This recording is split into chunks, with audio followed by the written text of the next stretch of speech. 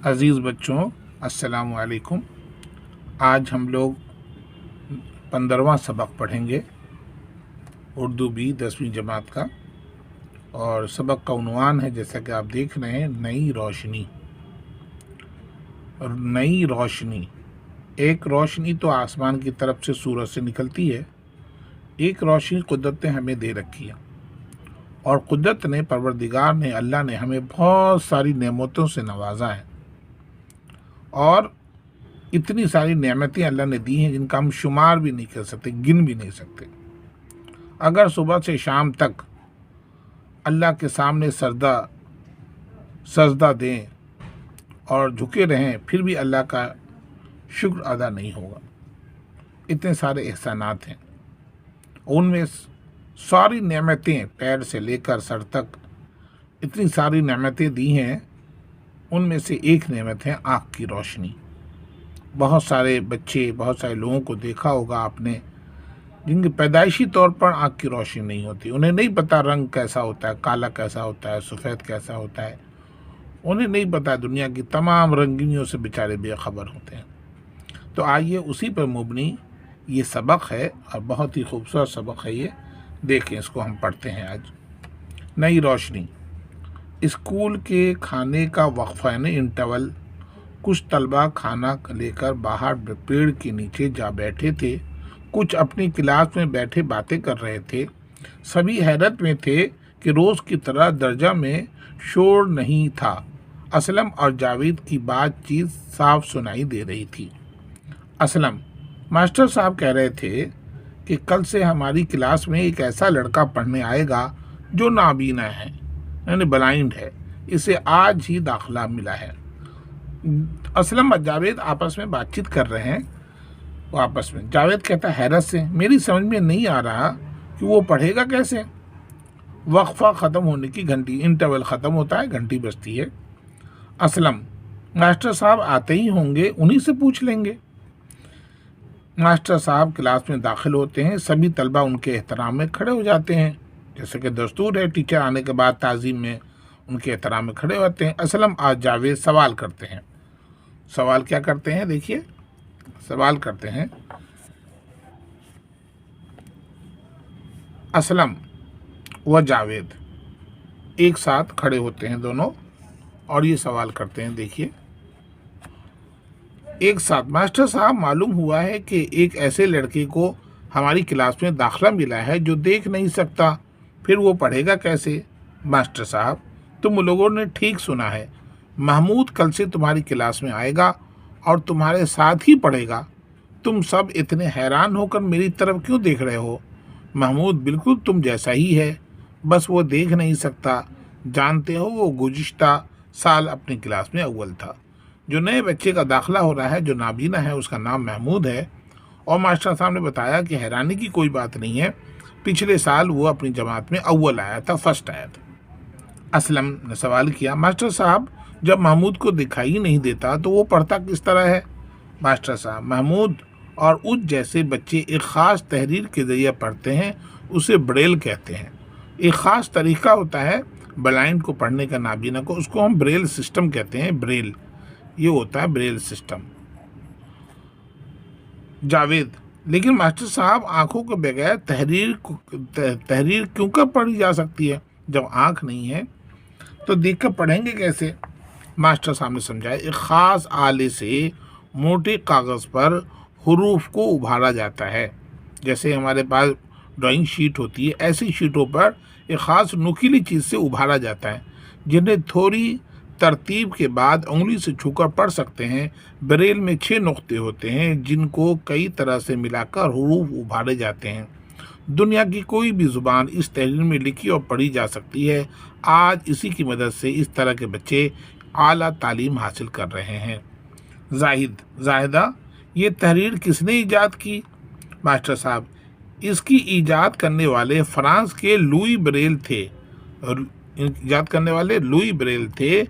وہ پیرس کے نزدیک کوبرے نام کے قصبے میں جنوری 1809 میں پیدا ہوئے تھے، یعنی لوئی بریل فرانس میں پیدا ہوئے تھے، پیرس فرانس کی راجدھانی ہے، اور 1809 میں پیدا ہوئے تھے۔ 2 سال کی عمر میں ایک نوکیلی اوزار لگ جانے سے لوئی کی آنکھوں کی روشنی جاتی رہی، مگر لوئی نے ہار نہیں مانا اور کسی نہ کسی طرح تعلیم حاصل کرنے میں لگے رہے۔ اپنے 20 سال کی محنت اور لگن سے انہوں نے اس تحریر کو ایجاد کیا جسے انہی کے نام پر بریل تحریک کہا جاتا ہے۔ چونکہ ان کا نام لوئی بریل تھا، انہی کے نام پہ یہ تحریک بریل تحریک کہلاتا ہے۔ بچوں، اس تحریر کو ایجاد کرنے لوئی نے نابینا لوگوں کے لیے تعلیم کا راستہ کھول دیا، ان کی تاریخ زندگی میں روشنی کی کرن بکھیر دی۔ تو یہ تھی بکھیر دی۔ اب یہ دیکھیے آگے جاوید، اور پھر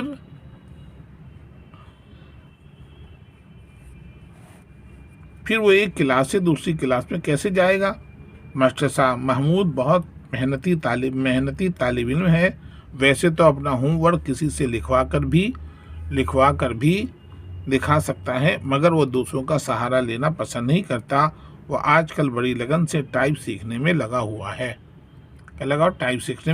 تاکہ وہ ہماری تحریر میں ہی ہوم ورک کر سکے۔ دیکھیے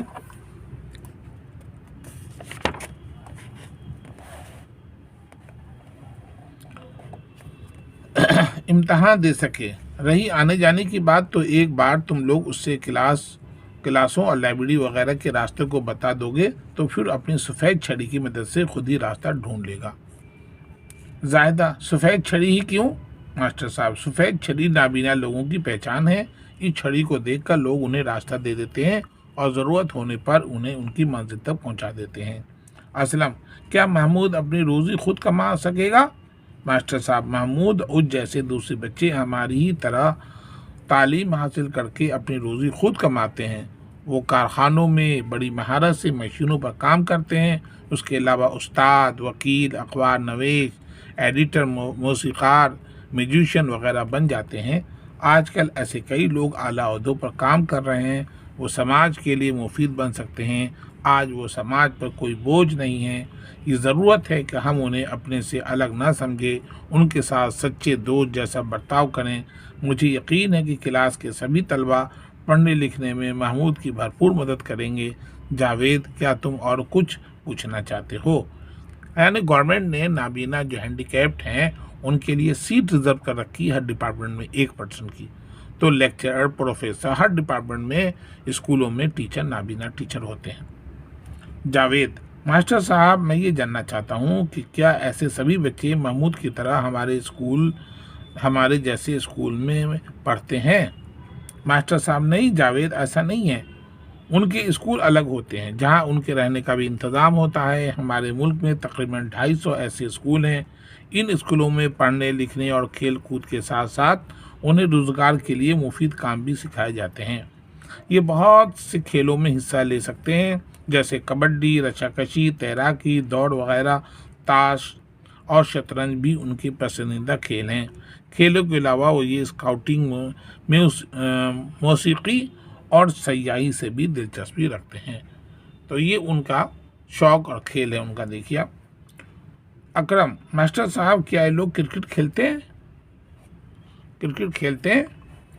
ماسٹر صاحب، کیوں نہیں، کچھ ماہ پہلے ہی دوردرشن پر ایسے کھلاڑیوں کو کرکٹ کھیلتے دکھایا گیا تھا۔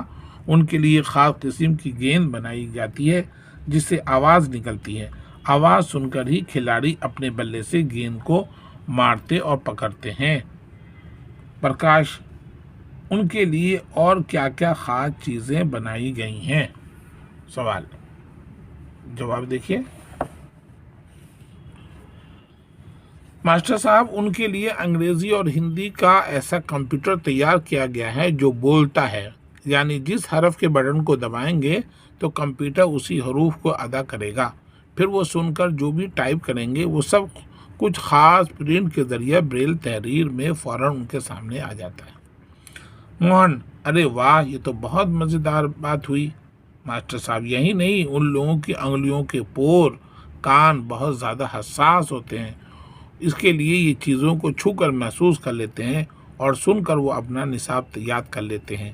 ایک بار سنا ہوا، ایک بار چھوا ہوا وہ کبھی نہیں بھولتے، انہیں دکھائی نہیں دیتا تو کیا ہوا، بدلے میں بہت ساری صلاحیتیں ہیں جن سے وہ اپنی زندگی کی اچھی طرح گزار سکتے ہیں۔ ماسٹر صاحب آنکھیں خراب کیوں ہوتی ہیں؟ یہ دیکھیے جو سبق کا عنوان دیکھیے، مین مقصد ہے یہ سبق دینے کا۔ کبھی کبھی کھانے میں وٹامن اے کی کمی کی وجہ سے بینائی کم ہو جاتی ہے۔ وٹامن اے کی کمی کی وجہ سے روشنی کم ہو جاتی ہے۔ اس کے علاوہ بہت سے بچے حادثوں میں اپنی بینائی کھو بیٹھتے ہیں۔ بچے وٹامن اے کی کمی پورا کرنے کے لیے اپنے کھانے میں ہری سبزیاں، گاجر، پیلے پھل، آم، پپیتا اور کدو وغیرہ مناسب مقدار میں استعمال کرنا چاہیے۔ ساتھ ہی گلی ڈنڈا، پٹاخوں اور نوکیلی چیزوں سے اپنی آنکھوں کی خاص طور سے حفاظت بھی کرنی چاہیے۔ کبھی کبھی گندگی سے بھی آنکھیں خراب ہو جاتی ہیں۔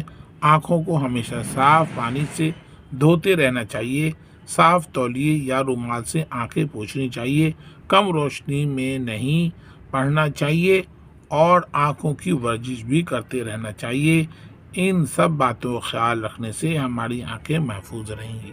ایک تو ہمیں کھانے پینے کا وٹامن سی کا زیادہ خیال رکھنا چاہیے، وٹامن اے کا، اور اس میں بتایا کیا کیا کھانے چاہیے، ہری سبزی، گاجر، پیلے پھل، آم، پپیتا، اور آنکھوں کی صفائی رکھنی چاہیے، اور نوکیلی چیزوں سے نہیں کھیلنا چاہیے، اور کم روشنی میں ہمیں پڑھنا لکھنا نہیں چاہیے۔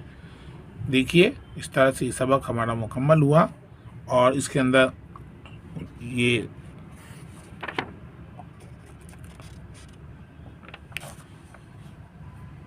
اسی کے ساتھ ہم سیکنڈ پارٹ میں اس کے سوال جواب دیگر ایکسرسائز ہم لوگ کریں گے۔ شکریہ۔